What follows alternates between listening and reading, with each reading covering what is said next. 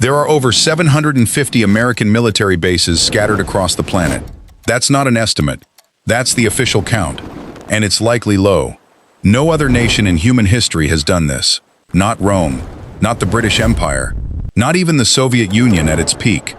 The United States has military installations on every continent except Antarctica, in more than 70 countries, quietly running a global network most people never think about. So why does a country separated from the rest of the world by two oceans need bases in Germany, Japan, Kenya, Qatar, South Korea, and dozens of places you've probably never heard of? The answer isn't just about war. It's about control, money, and a strategy so effective it reshaped the entire planet. And most people have no idea it's happening. Let's start with where this really began.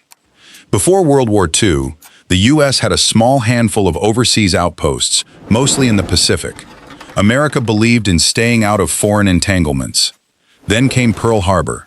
Then came a war fought across 2 oceans and 5 continents. And by 1945, the United States found itself standing on the ruins of Europe and Asia with something no country had ever had before: total military presence, everywhere at once. Here's the twist most people miss. When the war ended, America didn't go home.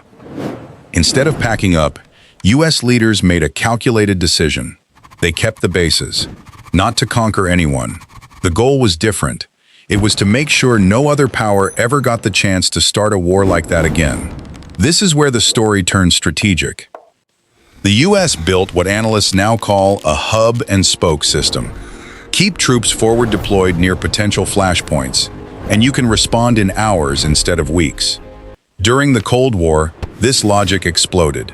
Bases spread through Western Europe to contain the Soviet Union. Bases spread through Asia to contain communism after Korea and Vietnam.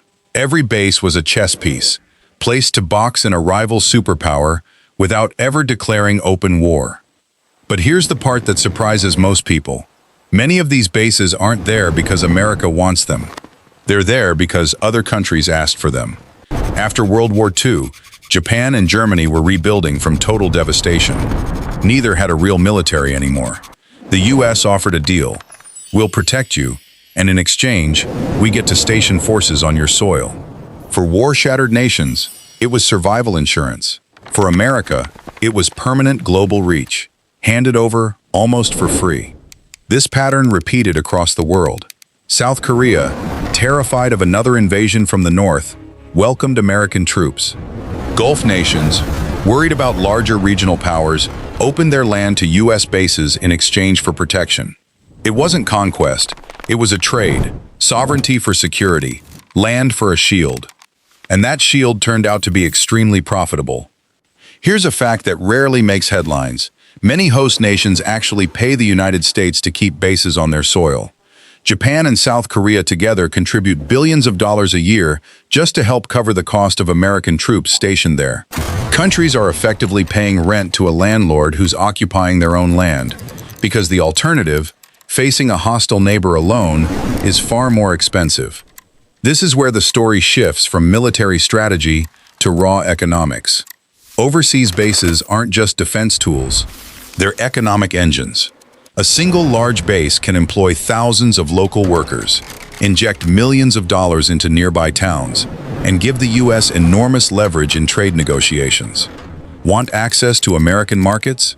Military cooperation often becomes part of the conversation. The bases aren't separate from economic power. They're the infrastructure that makes it possible. And then there's the piece almost nobody talks about: control of the sea. Roughly 90% of global trade moves by ship.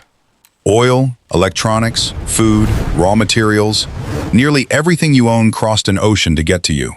The U.S. Navy, backed by bases near critical choke points like the Strait of Hormuz and the Strait of Malacca, effectively guarantees those shipping lanes stay open.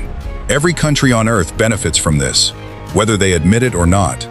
It's an invisible tax the world pays for global stability, and America controls the toll booth.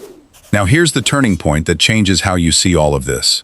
This system isn't actually about military dominance for its own sake. It's about deterrence through presence. A base in South Korea isn't primarily meant to fight a war. It's meant to make sure a war never starts, because any attack would immediately involve American forces. The bases are a tripwire. Attack here, and you're not just fighting a neighbor, you're fighting the most powerful military on Earth. That single idea has arguably prevented several major wars since 1945. But there's a cost. Critics argue this network isn't really about defense anymore. It's about empire without the word empire. Local communities near bases have dealt with environmental damage, accidents, and resentment over foreign troops on their land. Okinawa in Japan has protested American bases for decades. Some nations feel less like partners and more like hosts who never got a real choice. And the financial burden is staggering. Maintaining this global network costs American taxpayers well over $100 billion a year, a price many Americans never knowingly agreed to pay. So why does this matter to you, right now, wherever you're watching from? Because this invisible network shapes the price of the gas in your car, the phone in your hand, and whether the country next to yours starts a war. It shapes trade routes, currency stability, and the balance of global power in ways that rarely make the news. The world you live in, one where a full-scale war between major powers hasn't happened in nearly 80 years, didn't happen by accident. It's held together, in part, by a network of bases most people will never see, in countries most people couldn't point to on a map. America built an empire without calling it one. And whether you see that as protection or overreach, one thing is certain. The most powerful force shaping our world isn't always the one making headlines. Sometimes, it's the one sitting quietly, just over the horizon.